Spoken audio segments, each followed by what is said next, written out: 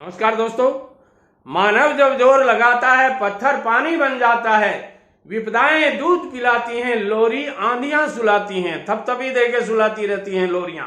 कब? जब मानव जब जोर लगाता है, मनुष्य अपनी भरपूर कोशिश करता है, अपना 100% देता है। मित्रों, मैं कहना चाहूंगा, यदि आपको खूब पैसा कमाना है, यदि आपको आजीवन पैसा कमाना है, यदि आपको अपने पीठ पीछे जो भाई हैं उनको लाइन देनी है, बिजनेस लाइन देनी है, तो इस वीडियो में शुरू से लेकर अंत तक रहिएगा।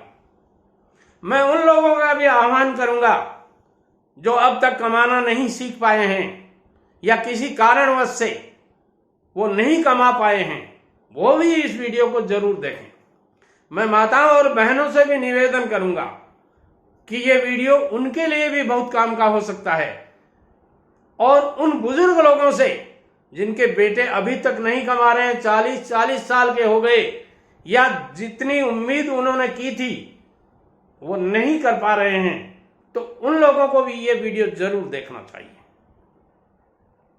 दोस्तों, मेरी channel SN Sharma motivational speaker, यदि आपने अभी तक सब्सक्राइब नहीं किया है तो जरूर कर लीजिएगा। ये अच्छे मौके बार बार नहीं आते। और कौन सा वीडियो आपका भाग्य बदल देता है, इसका मेरे को भी पता नहीं है। मेरा एक वीडियो आपका भाग्य बदल सकता है, और एक नहीं, हजार नहीं, लाखों ऐसे कमेंट आए हैं जिनका भाग्य केवल और केवल मेरा वीडियो देखने से बना बताया है। मैं दावे के साथ नहीं कह सकता आपको, मुझे इस बात का कोई गर्व भी नहीं है, मगर मेरे मोटिवेशन से यदि किसी का भला होता है तो मैं अच्छा समझता हूं। दोस्तों, 1000 से एक आदमी करोड़पति बन गया। 1000 रुपए इन्वेस्ट करके करोड़पति बन गया। लुधियाना के रहने वाले 65 वर्षीय रिटायर्ड इंजीनियर, नाम मैं बताना नहीं चाहूंगा आपको, जिन्होंने 1986 में 1986 में जेबी केमिकल्स और फार्मास्यूटिकल में 1000 रुपए निवेश किए थे। स्टॉक स्प्लिट और बोनस इश्यू के बाद 7 जून 2024 तक उनके इन्वेस्टमेंट की वैल्यू कितनी हो सकती है दोस्तों, आप बताइए। चलो मैं बता देता हूं। उसकी वैल्यू हो गई 1,36,00,000 रुपए। उन्हें 1986 में 10 रुपए की फेस वैल्यू पर 100 शेयर मिले थे। दोस्तों, ये है इन्वेस्टमेंट की ताकत। आप कहां अपना पैसा इन्वेस्ट करते हैं, इस बात के ऊपर डिपेंड करता है कि आपका भाग्य कैसा होगा। दोस्तों, किस्मत अलग चीज होती है, मेहनत अलग चीज होती है, मगर किस्मत और मेहनत का जब कॉम्बिनेशन हो जाता है, साथ में जब मिल जाती हैं, तो फर्श से अर्श तक चढ़ते देर नहीं लगती। मैं आपको ये नहीं रिकमेंड कर रहा कि आप शेयर मार्केट का काम कीजिए, मगर मैं आपको ये बताना चाहता हूं कि 1000 रुपए इन्वेस्ट किए हुए कितने हो सकते हैं। तो मैं कहना चाहूंगा, अपना पैसा बिजनेस में लगाइए। जो भी आप बचाते हैं, जो भी आप कमाते हैं, उसका 30% ध्यान से सुन लीजिए। यदि आपकी 30,000 रुपए सैलरी है तो 9,000 रुपए आपको बचत करना चाहिए। और वो बचत कैसी होनी चाहिए और किस में इन्वेस्ट करनी चाहिए, वो भी मैं आपको इसी वीडियो में बताऊंगा। इसलिए बने रहिए वीडियो के साथ। दोस्तों, जो 30% आपने बचत की है, उसमें से 10% आप ऐसे खाते में जमा कीजिए, ऐसी जगह लगाइए जहां से आपको FD का इंटरेस्ट मिलता रहे।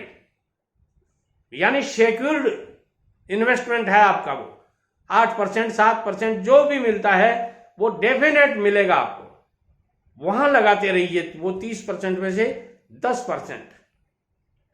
10% अपने करंट अकाउंट, चालू खाता या सेविंग अकाउंट में रखिए, जो आपको बीच में साल के, महीने के अंतिम दिनों में जब आदमी को पैसे की टाइटनेस आती है, उस समय वो काम आ जाए। और 10% आप ऐसी जगह लगाइए, चाहे वो शेयर मार्केट में लगाइए, कोई इक्विटी खरीदिए। मैं आपको एफ&ओ की राय नहीं देता हूं, कभी भी नहीं करना चाहिए एफ&ओ। मेरे कहने का मतलब यह है कि जिन लोगों ने एफ&ओ किया है उन्होंने पैसा 95% लोगों ने खोया है। इसलिए मैं कहना चाहूंगा कोई ऐसी जगह इन्वेस्ट कीजिए, चाहे वो शेयर मार्केट हो, चाहे वो गोल्ड हो, चाहे वो सिल्वर हो, चाहे वो जमीन जायदाद हो। रियलिटी में आप पैसा लगा सकते हैं, प्लॉट खरीद सकते हैं, मकान खरीद सकते हैं, और भी बहुत सी जगह है, दुकान में इन्वेस्ट कर सकते हैं, अथवा अपने बिजनेस में इन्वेस्ट करते रहिए। ये जो 30% पैसा है उसमें से जब भी आपको बीच में पैसा निकालने की जरूरत पड़ती है, जैसे मान लीजिए आपने सेविंग में या करेंट अकाउंट में जो 10% पैसा लगाया था वो आपको महीने के आखिरी दिनों में जरूरत पड़ती है, तो महीने के शुरुआत में जब आपको सैलरी मिलती है वापिस उसमें वो पैसा जमा कर दीजिए। ये नहीं निकाल लिया एक बार वापिस नहीं करें, जरूर कीजिएगा। और मेरे कहने से ही सही आप एक बार इनको 3 साल के लिए, 5 साल के लिए, 10 साल के लिए, 15 साल और 20 साल के लिए। दोस्तों, सबसे ज्यादा कंपाउंडिंग इंटरेस्ट कब मिलता है? 20 साल के बाद। आप कोई भी प्रॉपर्टी खरीद लीजिए, कोई भी गोल्ड सिल्वर कुछ भी खरीद लीजिए, चाहे कोई शेयर खरीद लीजिए।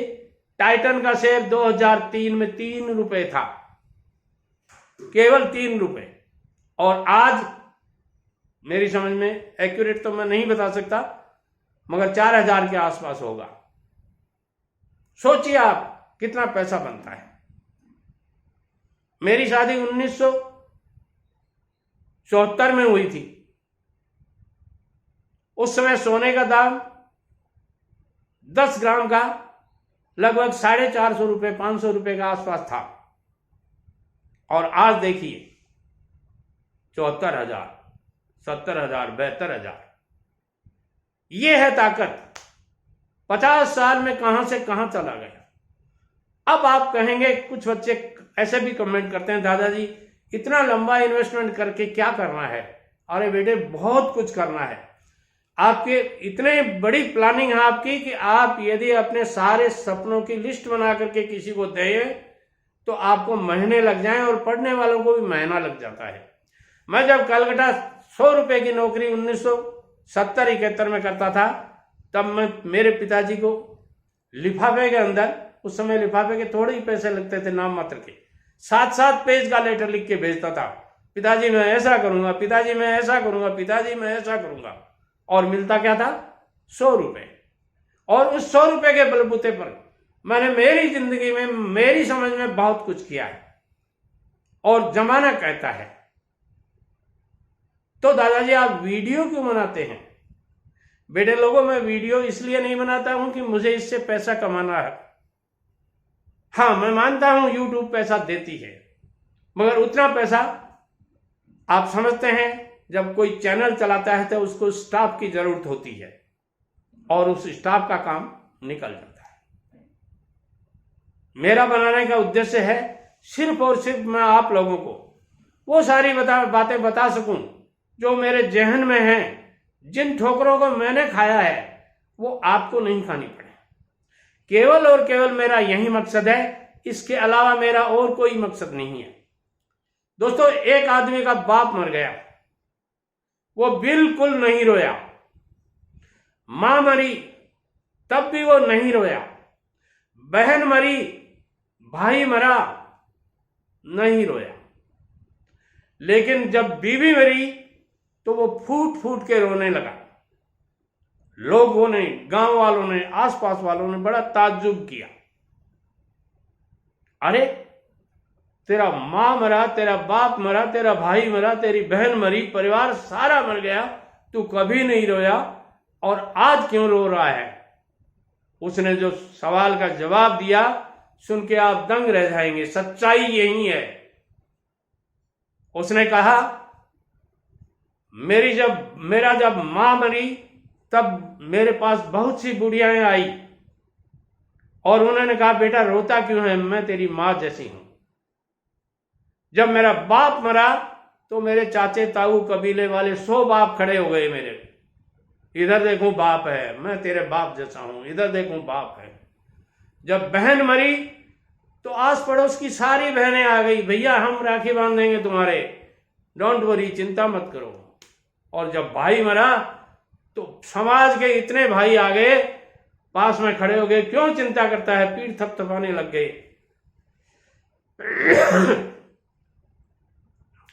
कि हम तुम्हारा भाई जैसा रहेंगे, जिंदगी भर तुम्हारे साथ रहेंगे। मगर अब जब बीबी मरी है तब आप समझते हैं। मेरा कहने का मतलब भी यही है, जब आपकी जेब में फूटी कौड़ी नहीं होगी उस समय आपको देने वाला कोई नहीं होगा। एक एक पैसे के लिए मोहताज हो जाओगे। इसलिए छोटी उम्र में कोई भी एक बिजनेस कर लो। मैं ये नहीं कहता कि आप फला बिजनेस करो, ढिकड़ बिजनेस करो, ऐसा सामान कहां से लाओ, कहां से नहीं लाओ, ये सारी बातें आप समझते हो। कुछ लोग मुझे कहते हैं, दादाजी आपने कहा किराना स्टोर खोल लो, हम खोल लेंगे, मगर सामान कहां से लाएंगे। अरे बेटे लोगों, ये सब आप जानते हो, सामान कहां से लाना है। कुछ लोग पूछते हैं इन्वेस्टमेंट कितना होगा किराना स्टोर खोलने में, ये भी आप जानते हो। तो दादाजी हम तो ये भी जानते थे कि किराना स्टोर खोलना, अरे जानते थे मगर भूले बैठे हो बेटा। हर आदमी को पता है। कितने बिजनेस बताऊंगा आपको, आप सामने अपने मुंह पर देखिए, शीशे के सामने, और आपके मुंह के ऊपर 25 बिजनेस चिपके हुए पड़े हैं। ये ऐनक, एक आदमी ने मेरे शहर में ये ऐनक बनाने का बिजनेस किया था, और आज मैं देखता हूं 20 साल पहले, आज उसने 3 मंजिली कोठी कर रखी है, कार से आता जाता है, बच्चे अच्छी स्कूलों में पढ़ते हैं। बिजनेस क्या है, केवल ऐनक का। उस समय हमने भी सोचा था कि मेन मार्केट में इसने इतनी बड़ी दुकान खरीदी है, क्या कमाएगा यहां, मगर आज मैं कमाता हुआ देख रहा हूं। छोटे छोटे काम कोई भी कर लीजिए, हर जगह पैसा है। पैसा कहां नहीं है मैं बताता हूं आपको। पैसा वहां नहीं है जहां आलस है। आलस्य में मनुष्याणाम शरीरोस्ति महान रिपु। आलस्य मनुष्य शरीर का सबसे बड़ा शत्रु है, और आलस्य जिंदा आदमी को कब्र में डाल देता है। आप बिजनेस क्यों नहीं कर पाते हैं, 3 कारण हैं उसके। मैं बार बार अपने वीडियोस में बताता हूं, आपने शायद पहला सुना होगा। पहला कारण, मैं बड़े बाप का बेटा हूं। सोच गलत है आपकी। नहीं सर, सोच कैसे गलत है, मेरे बाप बड़े हैं, बहुत अच्छी पोस्ट से रिटायर हुए, मैं मानता हूं, तो फिर बड़े कैसे नहीं हुए। अरे भाई, अब वो बड़े तुम्हारे बड़ा बढ़ाने से होंगे, वो तो उन्होंने अपनी करामात दिखाई थी। अब तुम कुछ अपनी करामात दिखाओ और कुछ समाज के सामने प्रस्तुत करोगे ना, तब लोग कहेंगे अरे यार बहुत बढ़िया, ये देखो शर्मा जी के लड़का बहुत अच्छा कमा रहा है, वर्मा जी का लड़का बहुत अच्छा कमा रहा है। अरे क्या वर्मा जी से भी अच्छा कमा रहा है? अरे वर्मा जी क्या लगते हैं, वहां बहुत अच्छा कमा रखा है, और वो एक नहीं 20 लड़कों को नौकरियां दे रहा है। दोस्तों, आप ऐसा कहोगे ना, दुनिया कहेगी आपके लिए, तब आपका बाप बड़ा होगा, आपके बनाने से बड़ा नहीं होगा। तीसरा, आपको डर लगता है बिजनेस में लॉस लग जाएगा। कभी नहीं लगता है लॉस, ऊपर से नहीं टपकता दोस्तों, लॉस तुम लाते हो। और अगली बात मैं कहना चाहूंगा कि आपको ये लगता है कि समाज मुझे क्या कहेगा। दोस्तों, कुछ तो लोग कहेंगे, लोगों का काम है कहना। वीडियो पसंद आता है लाइक शेयर और कमेंट कीजिए, और चैनल को सब्सक्राइब कीजिए। नमस्कार।